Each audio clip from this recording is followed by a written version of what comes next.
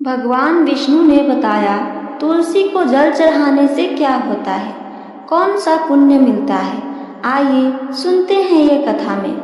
बहुत प्राचीन काल की बात है। हिमालय की एक शांत और रमणीय कंदरा में एक महान तपस्वी साधु निवास करते थे। वर्षों से तपस्या में लीन वह साधु भगवान विष्णु की भक्ति में डूबे रहते थे।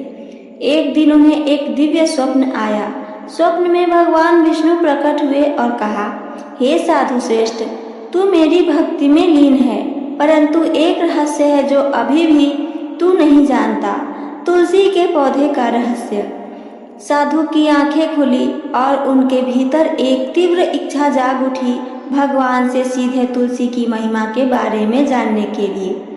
साक्षात विष्णु प्रकट होते हैं। साधु ने कठोर तप किया।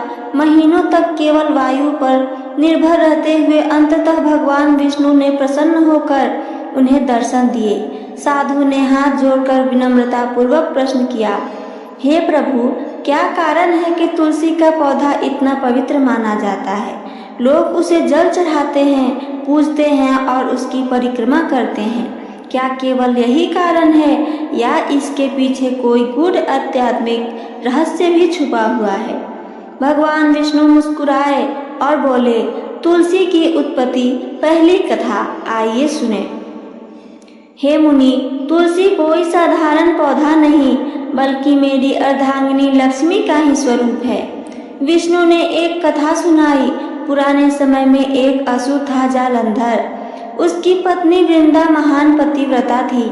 उसकी तपस्या और पवित्रता के कारण जालंधर अजेय था। देवता उसे हरा न सके। तब भगवान विष्णु ने एक लीला रची। वे वृंदा के पास जालंधर का रूप लेकर पहुँचे और उसका पतिव्रता भंग किया। जब सच्चाई सामने आई, वृंदा ने क्रोधित होकर भगवान विष्णु को श्राप दिया कि वे पत्थर के बन जाएं। इसी श्राप से शालिग्राम की उत्पत्ति हुई। वृंदा का हृदय टूट चुका था। उसने समाधि ले ली और वहीं उसकी चिता की भस्म से तुलसी का पौधा उत्पन्न हुआ। विष्णु ने उस पौधे को अपनी प्रिया का रूप मानकर उसे अपने हृदय में स्थान दिया। इसलिए तुलसी को जल चढ़ाना, पूजना मेरे प्रति सर्वोच्च प्रेम का प्रतीक है। भगवान विष्णु बोले, तुलसी जल चढ़ाने के लाभ आइए जाने। भगवान विष्णु के वचनों में भगवान विष्णु बोले, हे साधु, जो भक्त प्रतिदिन सूर्योदय से पहले तुलसी को जल चढ़ाता है उसके जीवन में ये परिवर्तन होते हैं। पहला, पितृदोष का नाश होता है। तुलसी में जल चढ़ाने से पितृदोष शांत होते हैं। पितरों की आत्मा को शांति मिलती है और वंश में उन्नति होती है। दूसरा, धन संपत्ति की प्राप्ति। जो व्यक्ति नित्य तुलसी को जल देता है, लक्ष्मी उसकी अस्थाई उसके घर पे बनी रहती है। दरिद्रता दूर होती है। ग्रह दोषों से मुक्ति। तुलसी जल ग्रहों के नकारात्मक प्रभाव को शांत करता है, विशेषकर शुक्र, राहु और केतु के बीमारियों का नाश। तुलसी में औषधीय गुण होते हैं, परंतु जब भक्त भाव से उसे जल अर्पित करता है तो वह पौधा दिव्य ऊर्जा विकीर्ण करता है।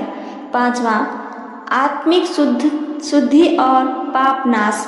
तुलसी की परिक्रमा, उसे जल देना, सभी कार्य आत्मा को निर्भर करते हैं। तुलसी के समक्ष किया गया ध्यान, जप और पाठ करोड़ों पुण्यों के समान होता है।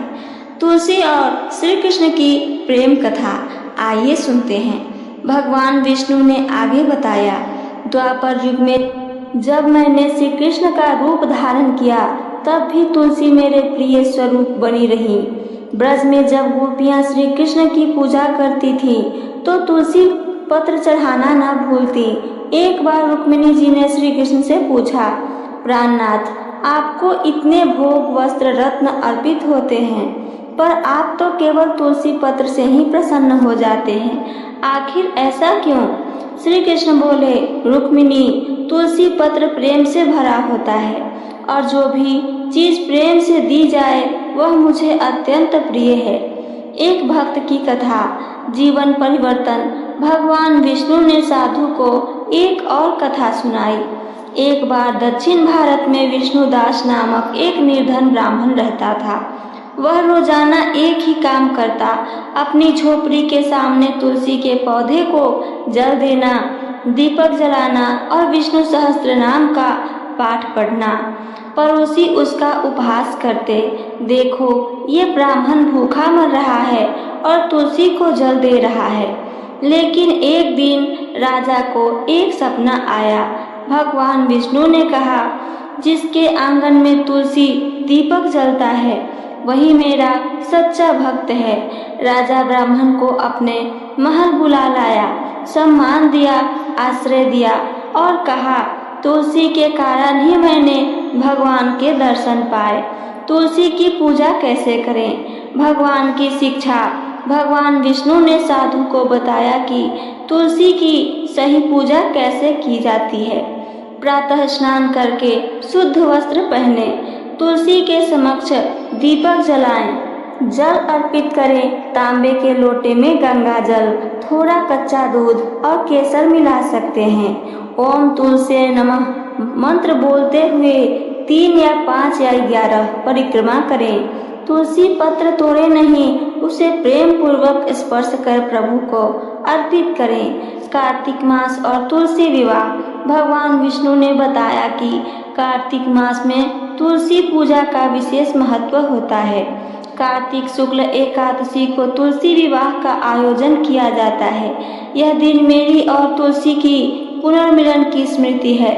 जो भक्त इस दिन तुलसी को जल देता है, पूजा करता है और उसका विवाह कराता है, उसके सारे दोष मिट जाते हैं। तुलसी जल से जुड़े रहस्य भगवान विष्णु आगे बताते हैं। तुलसी जल चढ़ाने का समय प्रातः 5 बजे से 7 बजे के बीच, सूर्य को निकलने से पहले। क्यों ना चढ़ाएं दोपहर और संध्या में?